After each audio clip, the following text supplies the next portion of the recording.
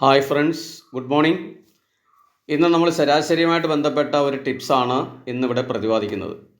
അതായത് തുടർച്ചയായ 5 ഒറ്റസംഖ്യകളുടെ ശരാശരി 15 ആയാൽ ഏറ്റവും ചെറിയ സംഖ്യ അല്ലെങ്കിൽ ഏറ്റവും വലിയ സംഖ്യ അല്ലെങ്കിൽ സംഖ്യകളേതെല്ലാം ഇതിലേതെങ്കിലും ഒരു രീതിയിലായിരിക്കും ചോദ്യം വരിക. അപ്പോൾ ചെറിയ സംഖ്യ കാണാൻ നമ്മളുടെ പദങ്ങളുടെ എണ്ണത്തിൽ നിന്ന് 1 കുറച്ചിട്ട്, അതായത് പദങ്ങളുടെ എണ്ണം എന്ന് പറഞ്ഞാൽ 5ഉം അതിൽ നിന്ന് 1 കുറയ്ക്കുമ്പോൾ 4ഉം കിട്ടും. അത് ശരാശരിയിൽ നിന്ന് കുറയ്ക്കുക. അപ്പോൾ 15 - 4 = 11. അതായത് 15 മൈനസ് ബ്രാക്കറ്റിന് 5 - 1 സമം 15 - 4 = 11. അതാണ് ചെറിയ സംഖ്യ. അപ്പോൾ വലിയ സംഖ്യ കണ്ടുപിടിക്കാൻ അതുപോലെ തന്നെ പദങ്ങളുടെ എണ്ണത്തിൽ നിന്ന് 1 കുറയ്ക്കുന്നു. അപ്പോൾ നമുക്ക് 4 കിട്ടും. അത് ശരാശരിയോട് കൂട്ടുന്നു.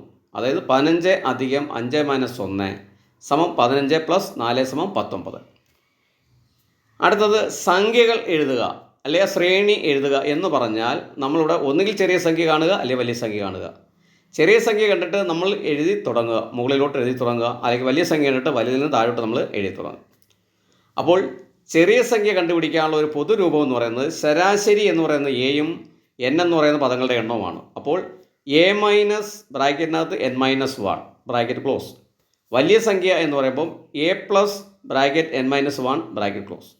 ഇവിടെ ചെറിയ സംഖ്യ കണ്ടുപിടിക്കാൻ എ കഴിഞ്ഞ് മൈനസും വലിയ സംഖ്യ കണ്ടുപിടിക്കാൻ എ കഴിഞ്ഞ് പ്ലസും.